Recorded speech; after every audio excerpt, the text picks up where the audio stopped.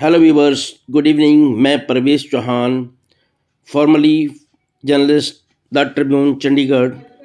आज मिलते हैं डॉक्टर प्रोफेसर विवेक गुप्ता से, जो कि फोर्टिस से हैं, जिन्होंने मैकेनिकल थ्रोम्बोवेक्टॉमी स्ट्रोक का उन्नत इलाज किया और 80 वर्षीय महिला की जान बचाई और लकवे को भी ठीक किया।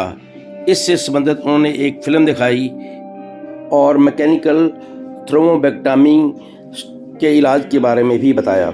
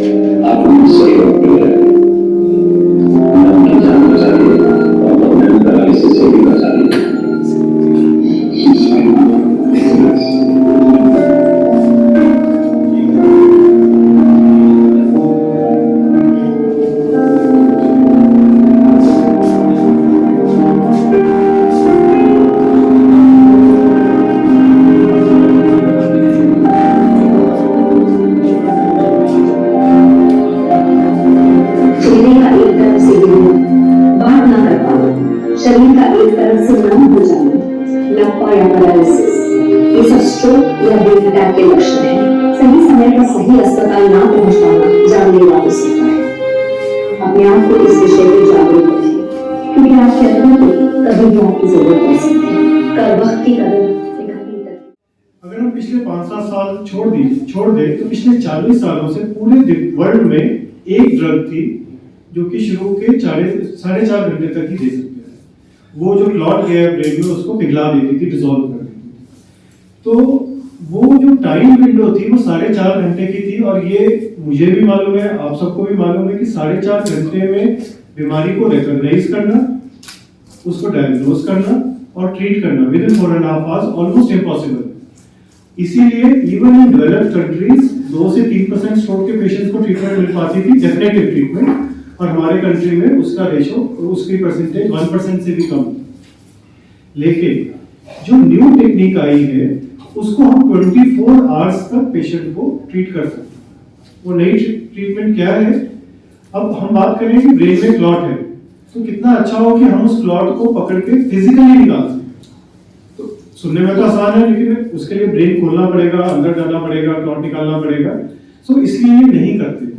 लेकिन अब हमारे पास वो टेक्निक है जिसमें ब्रेन को ओपन किए, यहाँ पे छोटा सा चेंज करके या लेग में छोटा सा चेंज करके, जैसे हार्ट की स्टेंटिंग होती है उस तरह से हम उस क्लॉट को ब्रेन से भी निकाल सकते हैं, बिना यहाँ पे कुछ भी छेड़छाड़ किए, कोई हेड शेप किए या कोई भी सर्जरी, मेजर सर्जरी की। किस तरह से वो दिखता है उसको मैं, ये क्लॉट है। सो ये जो रेड कलर का पीछे क्लॉट है, इसको हम एक ट्यूब से क्रॉस कर जाते हैं और यहाँ पर एक चीज डालते हैं जो एक तरह का स्टेंट है। डिफरेंस क्या है हार्ट से?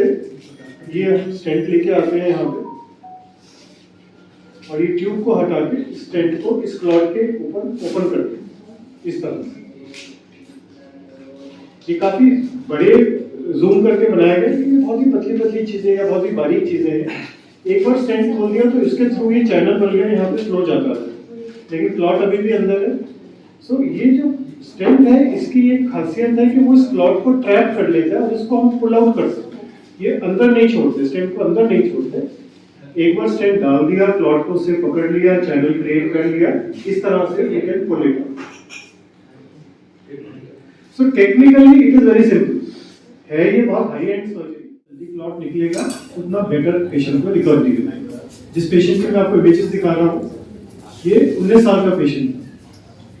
तो आज की डेट में he is able to do everything, he is able to walk, college जाता है, अब जॉब जाता है, तब कॉलेज जाता था, चल सकता है, और ये कंप्लीट पैरालिसिस के साथ है। तो इस तरह के रिजल्ट हम बहुत फ्रीक्वेंटली इस टेक्निक से देखते हैं। Now the last question comes is कि जाए कहां? स्ट्रोक तो हो गया। नॉर्मली जो मैं पेशेंट्स देखता हूं उसमें से 60-70% पेशेंट्स ऐसे हैं कि डॉक्टर की हम तो 2 घंटे के अंदर हॉस्पिटल पहुंच गए थे, डॉक्टर को लगा स्ट्रोक है, उसने बोला एमआरआई करा के जाओ, एमआरआई करवा के उसकी रिपोर्ट आने में 4 घंटे लगे। उन्होंने सेंटर में भेजा, वहां पे एमआरआई हुई, हम वापस आ गए हॉस्पिटल में, एमआरआई की रिपोर्ट और 2 घंटे बाद आई, फिर में आई, साथ-साथ आ गई रिपोर्ट 2 घंटे बाद आई, डॉक्टर ने और 1 घंटे बाद देखा, 6-7 घंटे 8 घंटे उसी में ही निकल गए, डायग्नोसिस बनने में ही हुए। सो स्ट्रोक और हार्ट अटैक ये दोनों चीजें टाइम सेंसिटिव है, इसके लिए आपको उस हॉस्पिटल जाना है जहां पे इसकी ट्रीटमेंट से रिलेटेड सारी सुविधाएं 24/7 है। वो सुविधाएं क्या है जो होनी चाहिए? इमरजेंसी होना जरूरी है, रेडियोलॉजी सर्विसेज उसी हॉस्पिटल में होना चाहिए और 24/7 होना चाहिए। कोई रात को 4 बजे स्ट्रोक आया तो कोई घर से आके देखेगा, उससे नहीं होगा। आईसीयू इमरजेंसी 24/7 होना है, और 3 medical doctors, 3 specialities, neurology, neurosurgery और neuro intervention. I am a neuro interventionist, जब ब्रेन से कुछ निकालना है या रिपेयर करना है उसको न्यूरो इंटरवेंशन करते हैं। ये सारी सर्जरी, ये सारी सुविधाएं अलॉन्ग विद फिजियोथेरेपी, रिहैबिलिटेशन जिस भी हॉस्पिटल में 24/7 365 डेज अवेलेबल है, वो स्ट्रोक रेडी हॉस्पिटल। गवर्नमेंट बहुत ट्राई कर रही है ऑलरेडी एक्रेडिटेशन के लिए, कि गवर्नमेंट ही बोलते हैं कि ये स्ट्रोक रेडी हॉस्पिटल है, ये stroke ready hospital tertiary care के लिए है, ये प्राइमरी केयर के लिए है, पर अभी उसको थोड़ा टाइम लगेगा। अभी ये प्रोसेस स्टार्ट हुआ है, गाइडलाइंस बनी है, तो धीरे धीरे जैसे आप लोग देखते हैं कि एनएबीएच हॉस्पिटल है तो अच्छा होगा, लैब एनएबीएल है तो अच्छी होगी, ऐसे ही हॉस्पिटल्स में भी आप चूज कर पाओगे गूगल सर्च करके कि स्ट्रोक रेडी हॉस्पिटल कौन सा है।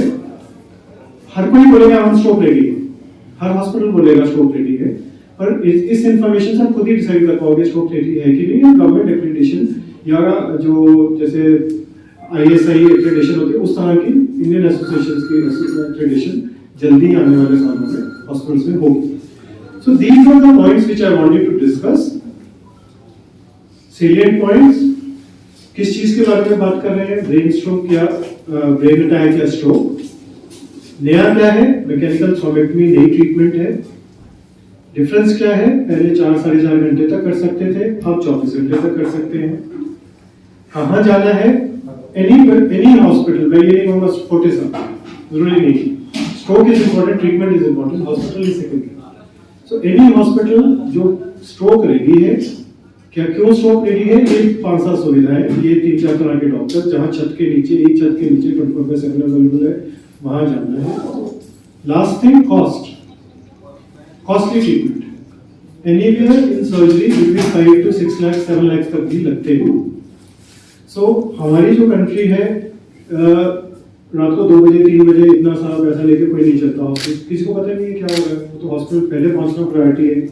सो हम ये गाइड करते हैं अगेन पब्लिक को आपके माध्यम से कि आइदर गवर्नमेंट इंश्योरेंस सर्विसेज का लाभ उठाएं, उसमें ये कवर्ड है, फोर्टिस में नहीं है आयुष्मान अभी, पर ये आयुष्मान में कवर्ड है ये ट्रीटमेंट मैकेनिकल थ्रोम्बेक्टमी, या प्राइवेट इंश्योरेंस ले पहले से टाइम रहते हैं, because treatment is getting costly. और खासकर इस तरह की ट्रीटमेंट्स जो कि पूरी लाइफ चेंज कर सकती है, पूरा पैरालिसिस से बचा सकती है, these are costly treatments. But अच्छी बात ये है कि अब इंडिया में ये अवेलेबल है, हमारे रीजन में। सो ये था जो मैं आपके साथ शेयर करना चाहता था। अगर आपके कुछ क्वेश्चंस हैं, वाइट्स हैं, तो we can. Thank you very much. हाँ जी प्लीज। जैसे लोग टेस्ट करते हैं कई तरह के बीमारी के लिए, इसका कुछ टेस्ट भी आगे पर टेस्ट करके पता कर ले। सो सीक्वेंस ये नहीं, पहले नहीं कर सकते, स्क्रीनिंग नहीं है कोई भी। जो हम एक नॉर्मल स्क्रीनिंग करते हैं, ब्लड टेस्ट कराते हैं 6 महीने या साल में, 40 साल के बाद, उससे कभी कभार आइडिया लग सकता है। पर जो लोग भी डायबिटीज के मरीज हैं, ब्लड प्रेशर के मरीज हैं, जिनका कोलेस्ट्रॉल ज्यादा है, उनको एक नॉर्मल इंसान से 4-5 गुना ज्यादा चांसेस है stroke. Risk factor, smoking is a very big risk factor, drinking is a very big risk factor. सो ये रिस्क फैक्टर जिनको है उनको रिस्क है, पर ऐसा कोई टेस्ट नहीं है कि हम टेस्ट करके पहले ही बता दें कि स्ट्रोक होने वाला है। ਬੀਪੀ ਦਾ ਜਦੋਂ ਕਿਸੇ ਨੂੰ ਸਟ੍ਰੋਕ ਹੁੰਦਾ ਜਿਵੇਂ ਆਮ ਪਿੰਡਾਂ ਵਿੱਚ ਅਫੀਮ ਨੂੰ ਯੂਜ਼ ਕੀਤਾ ਜਾਂਦਾ, ਕਹਿੰਦੇ ਵੀ ਫਸਟ ਐਡ ਲਈ ਬਹੁਤ ਜ਼ਰੂਰੀ ਹੈ, ਉਹ ਕਿੰਨਾ ਕੁ ਇਫੈਕਟਿਵ ਹੁੰਦੀ ਹੈ, किस हद तक इफेक्टिव है? अफीम का बिल्कुल जीरो रोल है। क्यों वो इतना ज्यादा कॉमन क्यों है? जब भी स्ट्रोक होता है या ब्लड वेसल्स की और भी जगहों पे अफीम दिया जाता है, खून की जब भी कोई प्रॉब्लम एंटिसिपेट करते हैं, अफीम एक नार्कोटिक, उसे नींद आती है या पेन चली जाती है तो पेशेंट को एक वेलबींग की फीलिंग होती है। लेकिन अगर बड़ा स्ट्रोक है, बड़ी नस बंद है, वो अफीम से नहीं पीते। कितने ही पेशेंट्स हैं, I am doing this for last 20 years, almost 15 साल तक मैं 15-18 साल तक I was in PG, I was doing there, अभी मैं फोर्टिस में हूं। सो कोई साइंटिफिक एविडेंस नहीं है कि अफीम लेने से ठीक होता है, और बहुत सारे पेशेंट अफीम लेने के बाद मेरे पास आते हैं तब भी हम यही ट्रीटमेंट करते हैं। फर्स्ट एड दे केड़ी सकते हैं कोई ਤੁਹਾਡੇ ਮੁਤਾਬਕ कोई there is no first aid. उसका रीजन क्या है? कुछ लोग कहते हैं कि एस्पिरिन दे दो, खून पतला कर दो, शायद पेशेंट का क्लॉट खुल जाए, लेकिन इसी से मिलते जुलता एक और ब्रेन अटैक है जिसमें ब्रेन में ब्लीडिंग हो जाती है। तो अगर ब्रेन में ब्लीडिंग हुई भी और आपने खून पतला करने की कोई मेडिसिन दे दी, अफीम दे दी, वो ब्लीडिंग बढ़ जाएगी, जान को खतरा हो सकता है। फर्स्ट एड नहीं है। इसके बारे में जानना कि क्या कैसे पता जो चीजें मैंने बताई कि सिम्टम्स क्या हैं और nearest hospital, that is the best guide. वैसे अफीम नुकसानदेह लेकर ज्यादा होगी, इसमें बिल्कुल स्लो कर देती है उसको प्रोसेस को। नहीं, डिजीज को तो अफीम ना फायदा करती है ना नुकसान करती है, Blood पर cell. एनी ड्रग जिसका इफेक्ट प्रेडिक्टेबल नहीं है वो बॉडी के लिए हार्मफुल। अफीम को मेडिकल ग्रेड अफीम, मेडिकली उसको ड्रग्स के लिए यूज किया जाता है, बट वो अफीम नहीं है जो घर में खाते हैं। वो उसकी कंसंट्रेशन क्या है, कैसे बनी है, उसके अंदर क्या है, नोबडी नोज। सो स्ट्रोक में अफीम का रोल जीरो है। अच्छा सर, क्लॉटिंग ना हो इसके लिए कुछ है कि आदमी पहले से प्लेस करे? देखिए, हर एक को तो क्लॉटिंग नहीं होती। क्लॉटिंग होने के हमेशा कोई ना कोई रिस्क फैक्टर होते हैं। तो दो तरह के रिस्क फैक्टर्स 90% पेशेंट्स में हमें मिलते हैं। एक जो अभी मैंने बताया, uncontrolled sugar, uncontrolled cholesterol, smoking, high blood pressure. दूसरा रिस्क फैक्टर है heart disease. Heart disease patients को स्ट्रोक होने का रिस्क 30 to 40% है। तो हार्ट डिजीज में क्यों स्ट्रोक होता है? हार्ट की धड़कन जो है अगर रेगुलर नहीं है, ऐसे धक धक धक कर ना करके ऐसे धक धक धक ऐसे हो जाए, तो खून जो है अच्छे से पंप नहीं होता, हार्ट में रुकता है, वो जम जाता है, क्लॉट कर जाता है और वो फ्लो के साथ ब्रेन में जाता है। सो हार्ट डिजीज के पेशेंट्स के लिए बहुत जरूरी है कि जो भी उनकी हार्ट की कंडीशन है उसको प्रॉपर्ली मैनेज करें, इग्नोर ना करें, और जो रिस्क फैक्टर्स हैं उनको कम करें। खून पतला पहले से ही करके रखें, उसका एडवांटेज नहीं है, बिकॉज खून पतला करने में ब्लीडिंग का भी तो रिस्क है ना। So, ऐसे नहीं है कि हम कोई मेडिसिन देके खून पहले ही पतला इससे सर खून पतला होता है वैसे, जैसे कहा जाता है कि बहुत खून पतला है। नहीं, एस्पिरिन रूटीनली खाने की कोई मेडिकल रिकमेंडेशन नहीं है। जिस पेशेंट को चाहिए एस्पिरिन, स्ट्रोक के लिए चाहिए, हार्ट अटैक के लिए चाहिए, कोई नस में ब्लॉकेज उसके लिए, उसके लिए देते हैं। खून पतला करना हम जब भी बात करते हैं, खून होता है पतला नहीं होता है एक्चुअली, अगर टेक्निकली हम बात करें। ये जो एस्पिरिन है, खून के जो क्लॉट बनता है उसमें ब्लड के अंदर प्लेटलेट्स होते हैं। आपने डेंगू में सुना ना, प्लेटलेट कम हो गए, प्लेटलेट ज्यादा हो गए। तो एस्पिरिन प्लेटलेट के फंक्शन को कम करती है, नंबर को नहीं चेंज करती। फंक्शन कम होगा तो क्लॉट होने के चांसेस कम होंगे। उसको हम आम भाषा में बोलते हैं खून पतला होता है। डॉक्टर साहब, अगर जुबान लड़खड़ाने लग जाती है तो फिर उस स्टेज पे की कोई प्रिकॉशन मेजर है कुछ ज्यादा कि नहीं, वो तो सिर्फ यही इलाज ही कोई है? अगर बिल्कुल नॉर्मल इंसान है, बात करते करते सडनली उसकी जुबान लड़खड़ा रही है, तो दो चीजें होंगी, या तो वो 5 मिनट के अंदर 5-10 मिनट में रिकवर हो जाएगा, या वैसे का वैसे ही रहेगा। अगर रिकवर हो जाता है उसको हम मिनी स्ट्रोक बोलते हैं, वो भी स्ट्रोक है। रिकवर नहीं होता तो मेजर स्ट्रोक नहीं है। तो आप घर पे नहीं कुछ कर सकते। कोई ऐसी मेडिसिन नहीं है जो मैं आपको बोलूं कि अगर कोई भी डेफिसिट हो रहा है, जुबान लटका रही है। सर फर्स्ट 2 स्टेप्स क्या होंगे? First step is to pick up the phone, Google it, which is the closest hospital which takes you.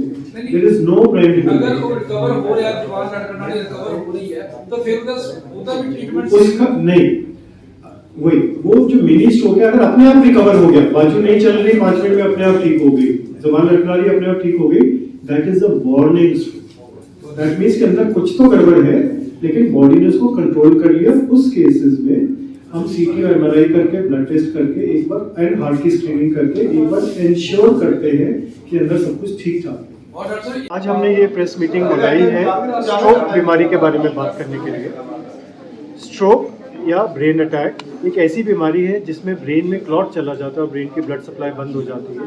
उसकी वजह से पैरालिसिस हो सकता है, या ज़ुबान लटखड़ा सकती है, या ज़ुबान बंद हो सकती है, या बैलेंस खराब हो सकता है। ये सब उनके लक्षण हैं। बहुत समय तक स्ट्रोक का इलाज केवल 4.5 घंटे तक एक टीके के माध्यम से उपलब्ध था और उसके बाद कोई ट्रीटमेंट नहीं थी। ये सपोर्टिव ट्रीटमेंट। अब एक नई ट्रीटमेंट जिसे हम मैकेनिकल थ्रोम्बेक्टमी कहते हैं अवेलेबल है, जिसमें स्ट्रोक को हम 24 आवर्स तक ट्रीट कर सकते हैं, मेडिसिन के माध्यम से नहीं, एक तरह की मिनिमली इन्वेजिव सर्जरी के माध्यम से, जिसमें हम ब्रेन के अंदर जाकर एक छोटा सा 2 मिलीमीटर का छेद कर टांग में या बाजू में ब्रेन कुछ डिवाइसेस से ब्रेन के अंदर चले जाते हैं और उस क्लॉट को एक स्टेंट के माध्यम से पकड़कर निकालते हैं। उसे हम मैकेनिकल थ्रोम्बेक्टमी कहते हैं, जो कि हम 24 आवर्स तक कर सकते हैं। ये एक नया इलाज है जो फोर्टिस में अवेलेबल है और 24 आवर्स तक करने की वजह से हम ज़्यादा स्ट्रोक के पेशेंट्स को एक डेफिनेटिव और बेटर हेल्थ केयर दे सकते हैं। स्ट्रोक का सबसे बड़ा सिम्टम है पैरालिसिस। अगर कोई भी इंसान नॉर्मल है और सडनली उसका हाथ चलना बंद हो जाए या पैरालाइज हो जाए, लकवा हो जाए,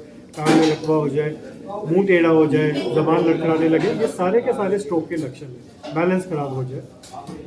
जल्दी का कितना जल्दी पहुंचना है, जितना जल्दी हो सके। क्यों? 1 मिनट में ब्रेन के 10 मिलियन सेल्स मर जाते हैं, तो हर मिनट में 10-10 मिलियन सेल्स खत्म होते जाएंगे। तो जितना जल्दी पहुंचेंगे विद ट्रीटमेंट उतना रिकवरी का चांस बेटर होगा।